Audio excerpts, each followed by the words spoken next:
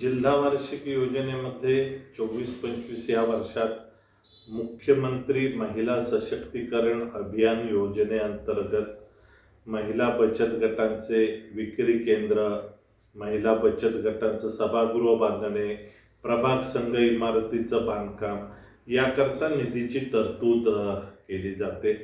24-25 या आर्थिक वर्षामध्ये 3,42,00,000 रुपये 3.5 कोटीचा निधी प्राप्त झाला आणि याचे खर्च 3.5 कोटी रुपये खर्च झाले.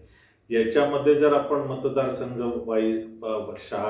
हिशोब जर बघितला तर लाडक्या बहिणींचे वाटप करताना सुद्धा ठराविक मतदारसंघाकरता अधिकचा न्याय दिला गेल्याचं लक्षात येतं.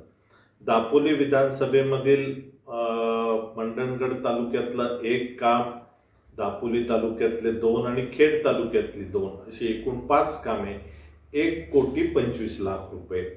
गुहागर विधानसभेमध्ये गुहागर तालुक्यातील 2 आणि चिपळूण तालुक्यातील 1 काम याप्रमाणे एकूण 3 कामे 75,00,000 रुपये. चिपळूण विधानसभेमध्ये चिपळूण तालुक्यातील 3 कामे 75,00,000 रुपये.